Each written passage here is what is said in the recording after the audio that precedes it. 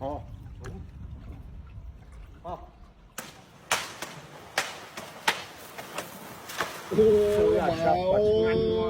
Ôi giời anh kho đây nịa cái đĩa chứ. Chơi mà chết. Kho đây nịa cái đĩa chứ giời anh. Này một ô này ô ta. 20 kg vào ấy. Cho bay đây. Mà giời anh đọc lỗ thêm. Nè, bồn lô ta, bọc pin nè bồn này, màu này.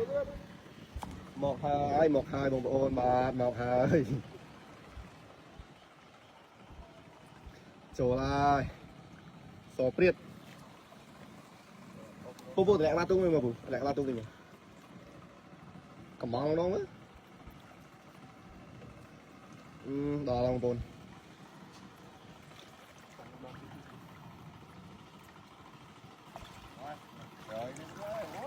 Bồi lại không được không được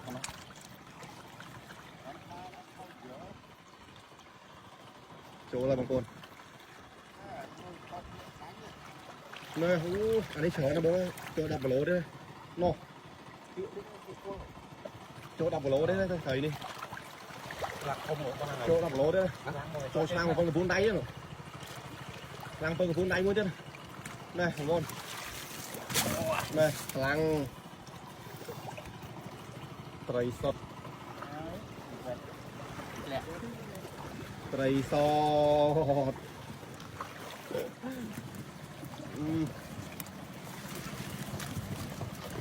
do thấy cũng tràn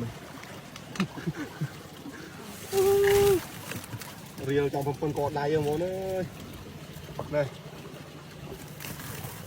đi chlang cho mà phải đánh nhá có chlang đấy không sao phải đánh nhá có chlang đấy Tôi lúc này ai mày đây cái đáy của mình không mấy đây ý phải mở con định cái trong với nhỉ Tray Giang cho mới đẹp dai á pe thì tôi tiếc nhom non sai rồi để chlang được trăm pe nhom đã tao mà rồi đánh bọc phây mà và nó không được Tray đó là ông bồn có cản sáng này anh ấy vừa vào bia đấy đó con co đầy rồi cái sáng đấy ôi mà Tray ngày đây ngày ấy tray đã ăn cắt nữa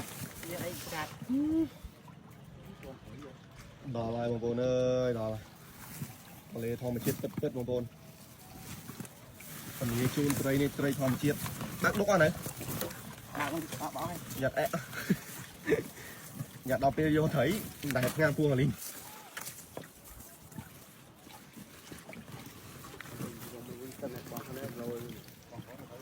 mặt đành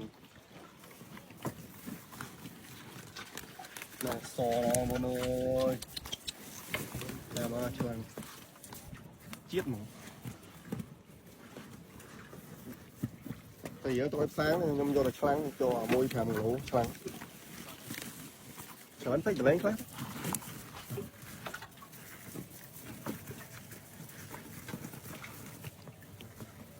5 kg đây mình 35 kg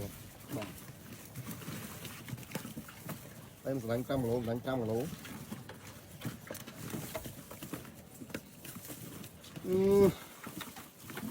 đó là phần lần này làm